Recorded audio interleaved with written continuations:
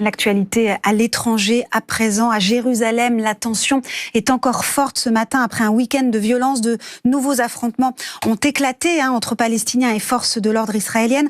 On en parle avec vous, Yves Bélanger, depuis la rédaction de France 24. Au cœur de ces tensions, il y a une bataille judiciaire et une décision qui pourrait entraîner l'expulsion de plusieurs familles palestiniennes. Oui, c'est une nouvelle journée d'affrontement qui a commencé. Des heurts ont éclaté tôt ce matin autour de l'esplanade des mosquées. La journée est à haut risque. Des milliers de colons israéliens doivent traverser la vieille ville lors d'une marche pour commémorer la prise de Jérusalem-Est en 67. Le défilé, il a lieu chaque année, mais dans ce contexte de tension, cela pourrait évidemment dégénérer. À l'origine de cette nouvelle flambée de violence, il y a justement un quartier de Jérusalem-Est, Sheikh Jarrah, un quartier populaire à majorité palestinienne dans ce secteur de la ville occupé et annexé par Israël. Des familles palestiniennes sont menacées d'expulsion au profit de colons israéliens. Selon la loi, les Israéliens peuvent revendiquer la propriété de biens s'ils arrivent à prouver que leur famille y vivait avant 1948. C'est une très longue bataille judiciaire, toujours en cours. Pour le gouvernement israélien, il s'agit d'une affaire privée, une question juridique. Pour les Palestiniens, c'est un symbole d'injustice, un cri de ralliement. Ces affrontements, on l'a vu, sont les plus violents depuis 4 ans à Jérusalem et les manifestations quotidiennes dans ce quartier ont déjà débordé sur plusieurs secteurs de la ville. Des tensions aussi en Cisjordanie ou dans la bande de Gaza. Plusieurs roquettes ont été tirées vers le sud d'Israël hier soir. Une audience importante était prévue ce lundi sur ce dossier, sur le sort des familles palestiniennes de Sheikh Jarrah. Elle a été repoussée en raison des violences, mais ce sursis n'a pas vraiment apaisé les esprits et la journée s'annonce à nouveau très tendue à Jérusalem. Et on suivra ça évidemment. Merci Yves Bélanger pour cet éclairage depuis la rédaction de France 24. Direction l'Islande à présent avec toujours des images spectaculaires de l'éruption d'un volcan. Ah oui, ça fait plus de 50 jours maintenant qu'on peut les voir, des jets de lave qui peuvent atteindre des centaines de mètres de haut, entrecoupés évidemment de périodes d'accalmie. Voilà ce que les curieux peuvent observer près de Reykjavik, la capitale. Les habitants d'ailleurs sont aux premières loges. Un périmètre de sécurité a dû être mis en place. Après le ciel d'Islande, le ciel en France. 5 départements sont toujours en vigilance orange pour pluie, inondation ce matin. Vous les voyez à l'image, il s'agit de l'Ain, du Rhône, de la Loire, de la Haute-Loire et de l'Ardèche. Pour le reste de l'Hexagone, ce sera un temps pluvieux et venteux aujourd'hui. Allez, il est l'heure à présent de retrouver le choix de France Info. Et à partir du 19 mai, vous le savez, vous pourrez à nouveau boire une bière en terrasse. Les brasseurs comptent d'ailleurs sur ce déconfinement, ils comptent beaucoup dessus. Oui, ils s'activent un peu partout en France pour produire suffisamment et remplir les fûts. Les brasseurs qui vont devoir aussi détruire près de 30 millions de litres de bière produite avant le deuxième déconfinement. Ils demandent une aide supplémentaire du gouvernement. Reportage à Pantin de Majid Kiat et de Mickaël Petit. Remplir 120 fûts de bière par jour depuis 3 semaines pour essayer d'être prêt le 19 mai. 2 tiers des clients de ce brasseur parisien sont des bars et restaurants. C'est déjà que ce ne sera jamais assez. Pourquoi ? Puisque la bière c'est un produit vivant, il faut 3 semaines à mois pour faire une bière. Les commandes sont nombreuses, mais il faut du temps pour refaire les stocks. Parce que ces bières produites juste avant le deuxième confinement ont perdu en qualité et en saveur. Elles ne seront donc pas vendues. Tous ces fûts ce sont les fameux fûts qui ont été détruits, nettoyés, qui sont prêts à être réutilisés. Mais là, comme vous pouvez compter, vous en avez beaucoup, et c'est tout à fait anormal. Au total, 9000 litres de bière, une perte de 100 000 € pour Jean Chancel. Ça me crève le cœur, c'est des bières, notamment pas mal de bières spéciales, il y a des bombes là-dedans, il y a une sour à la framboise, il y a des trucs de collaboration avec des super artisans qu'on va devoir jeter. On va garder au frais, on a une chambre froide pour les fûts. Mais une bonne bière, c'est une bière fraîche, sinon la bière s'oxyde. Et du coup, on a fait le choix de recommencer à zéro. À l'échelle nationale, près de 30 millions de litres de bière non vendus vont être détruits et les 2400 brasseurs français demandent une aide supplémentaire à l'État. 15 millions d'euros parce que en fait c'est ce qu'on estime nécessaire pour dédommager les brasseurs. Alors vu le nombre de brasseries, ça fait autour de 6 000 € par brasserie. Aujourd'hui, nos entreprises ont des gros problèmes de trésorerie. Elles travaillent très peu ou quasiment pas depuis octobre 2020 et donc elles ont besoin de trésorerie. Elles ont besoin de trésorerie pour racheter des matières premières, pour produire de la bière et pour pouvoir en vendre le plus possible cet été. Après le premier confinement, ils avaient obtenu une première aide de 4,5 millions d'euros. Mais elle n'a toujours pas été versée aux brasseurs. La sortie de la crise sanitaire au menu des députés et parmi les mesures controversées, le pass sanitaire. On en parle avec nos invités.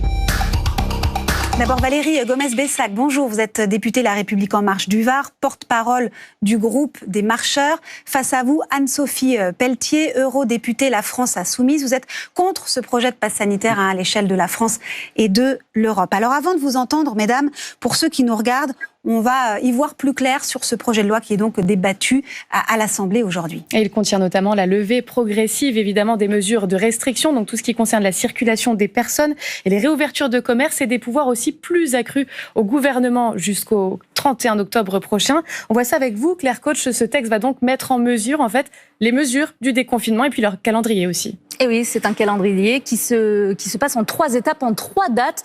La première, c'est le 19 mai, dans 9 jours, avec le couvre-feu qui sera repoussé à 21h et le retour dans les terrasses des bars, des cafés et des restaurants, mais avec une limite de 6 personnes par table maximum. Réouverture également des commerces avec jauge et protocole adapté.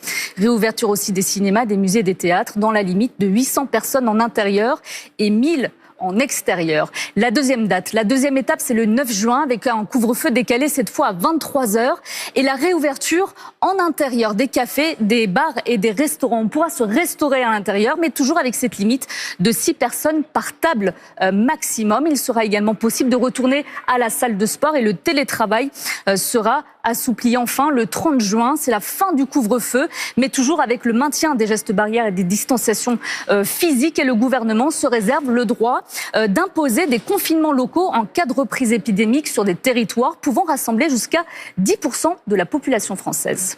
Alors Claire, une des mesures qui interroge, qui inquiète même, c'est celle évidemment du pass sanitaire, de la mise en place de ce pass sanitaire. Qu'est-ce qu'on en sait exactement? Quelles informations seront dessus et quand on devra l'utiliser?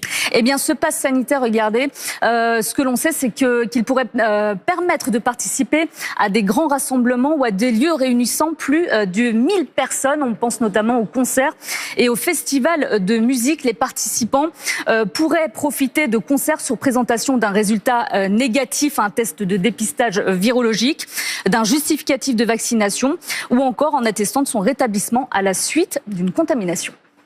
Merci Claire Coach pour toutes ces précisions. Valérie Gomez-Bessac, je rappelle, vous êtes députée La République En Marche. Il va donc falloir montrer patte blanche à partir du 9 juin pour les grands rassemblements. Est-ce qu'il y aura des garanties dans la loi que ce ne sera pas utilisé, ce pass, pour aller au restaurant notamment ?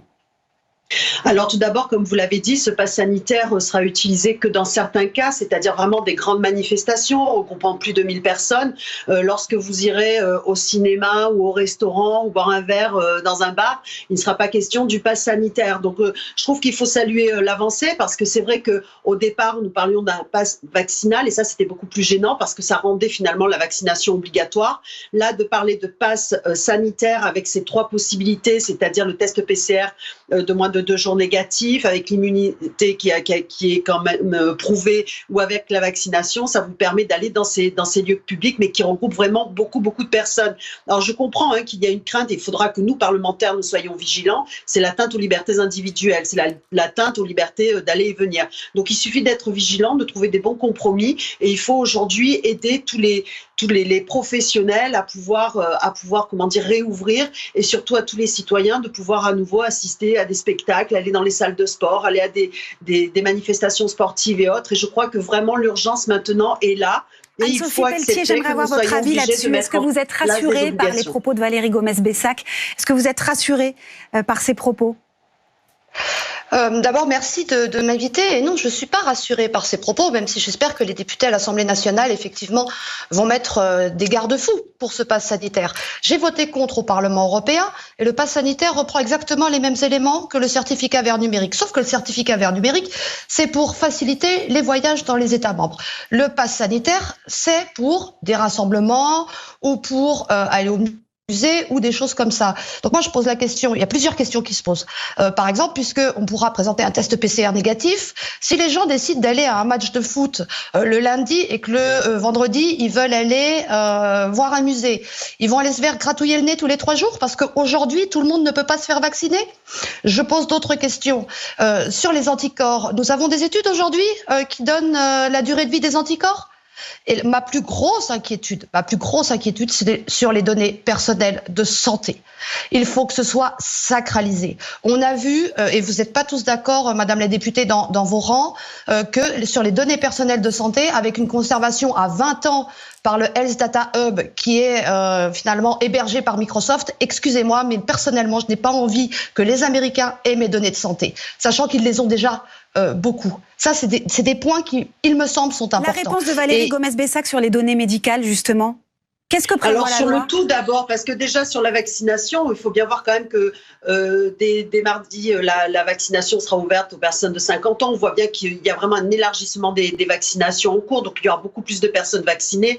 Donc, je ne peux pas entendre dire que d'ici un mois, il n'y aura pas plus de personnes vaccinées. Donc, il faut quand même remettre les choses à leur place. En ce qui concerne la conservation des données et justement la protection de tous nos droits et de toutes nos libertés, oui, il faudra être vigilant et c'est notre rôle en tant que parlementaire de le faire. Donc, c'est vraiment important. Mais concrètement, Valérie Gomez-Bessac, concrètement sur les données médicales, est-ce que quand on va se faire vérifier notre passe sanitaire, on verra qu'on est bien vacciné, on verra notre test PCR, ou ce sera juste du vert, du rouge? Le vert c'est possible, le rouge c'est pas possible.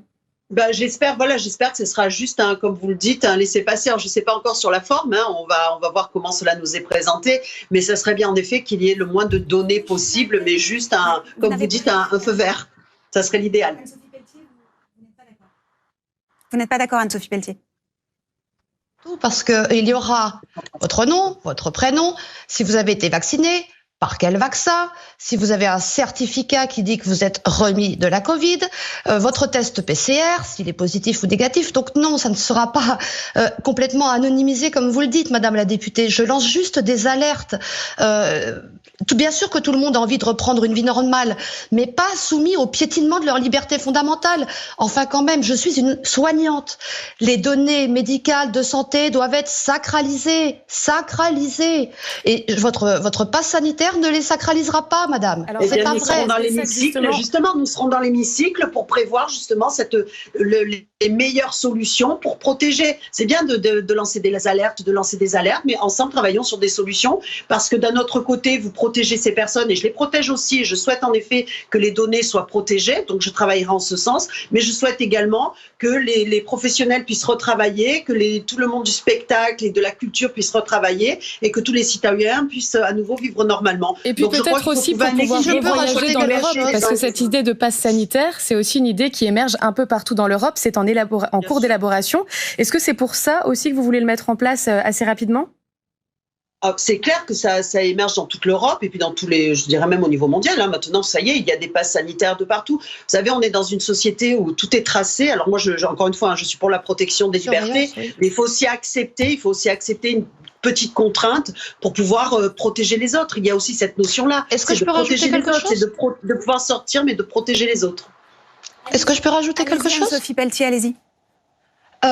Protéger les autres, évidemment, mais aussi se protéger soi-même, c'est important de le dire. Et Madame la députée, je vous rappelle qu'il y a des gens qui ont des pathologies qui ne peuvent pas être vaccinés du tout. Donc à ces gens-là, vous allez leur se faire gratouiller le nez pendant, tous les 3 jours s'ils veulent avoir une vie normale. C'est ça l'objet du truc. Les anticorps, vous avez, Madame, des données sur la durée de vie des anticorps. Vous n'avez pas de données scientifiques aujourd'hui qui permettent de dire que ce pass sanitaire va permettre une meilleure vie pour nos concitoyens. Moi, je vous le dis, je pense, et vous l'avez dit vous-même, madame, c'est pas moi qui viens de le dire, nous sommes surveillés partout. Oui, eh bien, j'espère que votre pass sanitaire, faire attention. En plus des lois, vous venez de le dire, madame, je reprends juste vos mots, en plus de vos lois que vous êtes en train de voter à l'Assemblée nationale, j'espère que ce n'est pas une façon de surveiller encore plus les gens. Alors, il n'y a aucune volonté de surveiller plus les gens.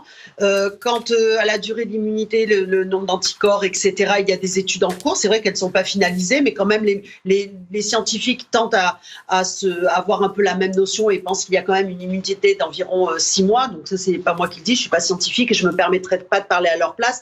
Maintenant, encore une fois, vous parlez de personnes qui, par exemple, ne peuvent pas se faire vacciner ou autre.